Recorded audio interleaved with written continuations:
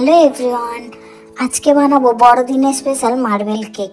চায়ের কাপে মেপে আর মাত্র একটা ডিম দিয়ে তৈরি করে নেব খুব সহজে মার্বেল কেক।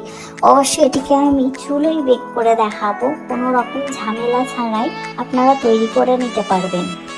প্রথমে একটি মিক্সিং বোল নিয়ে তাতে একটি ডিম নিয়ে হ্যান্ড উইস্কের সাহায্যে ভালোভাবে ফেটিয়ে নেব। আপনারা চাইলে ইলেকট্রিক বিটারও ব্যবহার করতে পারেন, যেহেতু আমার কাছে দুটোই অ্যাভেলেবেল ছিল আপনাদের সহজটাই দেখাচ্ছি। তো এটা ভালোভাবে মিক্স করে নেব। এবার 1 কাপ গুঁড়ো করে রাখা চিনি, সেটাকে অল্প অল্প করে দিয়ে আবার মিক্স করতে থাকবো। অবশ্যই চিনিটাকে একেবারে দেওয়া যাবে না, অল্প অল্প করে দিতে হবে, নাহলে ভালোভাবে মিক্স হবে না। দেখতেই পাচ্ছ চিনিটা আর ডিম একদম ভালোভাবে মিক্স হয়ে গেছে, যেহেতু একটা সাদা কালার এসে গেছে। তারপরে দিয়ে দেবো 1 চা চামচ ভ্যানিলা এসেন্স, দিয়ে আবার মিক্স করে দেবো। মিক্স করে নিয়ে দিয়ে দেবো 1/2 কাপের পরিমাণ সাদা তেল, আপনারা চাইলে বাটারও দিতে পারেন। তো এটাকে দিয়ে আবার ভালোভাবে মিক্স করে নেবো।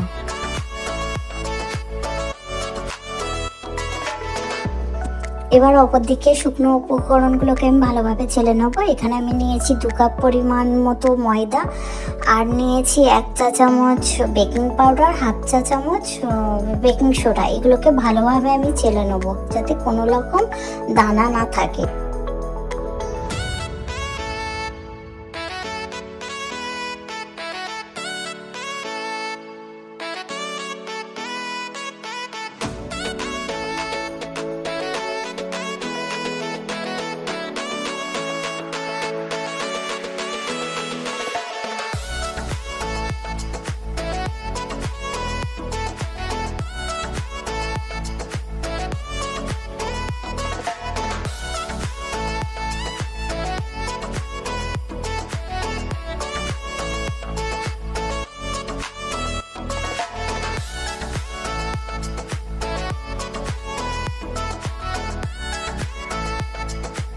দেখতেই পাচ্ছ আমাদের ব্যাটার একদম রেডি। এখন কতটা স্মুথ হয়েছে।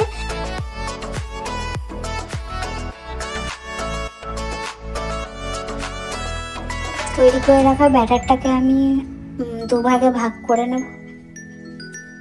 ভাগ করে নিয়ে একটি ভাগে দিয়ে দেবো 1/2 কাপের মতো কোকো পাউডার, দিয়ে ভালোভাবে মিক্স করে নেব। মিক্স করে আবার এটিকে একদম স্মুথ ব্যাটার তৈরি করে নেব।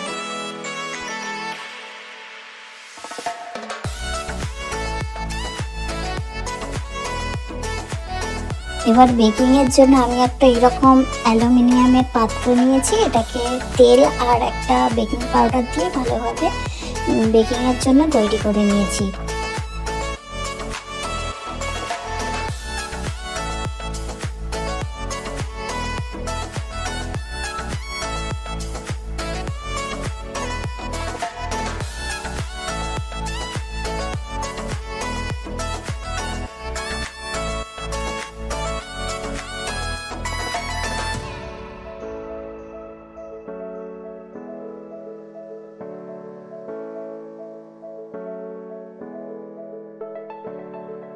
দেখতেই পাচ্ছ কতটা সুন্দর হয়েছে। তোমরা যদি আরো নিখুঁতভাবে করতে চাও তো পাইপিং ব্যাগ ইউজ করতে পারো।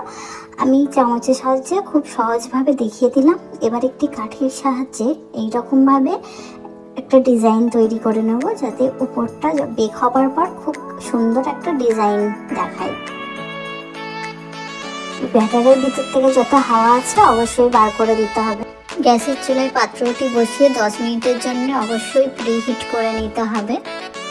এখানে আমার একটা মিস্টেক হয়ে গেছে, তো আমি প্রিহিট করার পর যখন বেক করতে দিয়েছি ওই ক্লিপটা আমার নেওয়া হয়নি। তো দেখতেই পাচ্ছ এখানে আমি একদম মিডিয়াম টু লো হিটে দিয়ে 35 থেকে 40 মিনিট বেক করেছি। আর এরকম 40 মিনিট পর আমি একটা নাইফের সাহায্যে দেখে নিয়েছি এটা বেক হয়েছে কিনা। দেখতেই পাচ্ছ কত সুন্দরভাবে বেক হয়েছে। এবার এটা ঠান্ডা করে সাইডে ছুরি দিয়ে কাট লাগিয়ে এটাকে আমি ডিমোল্ড করে নেব। দেখতেই পেলে কত সহজে একদম ডিমোল্ড হয়ে গেল।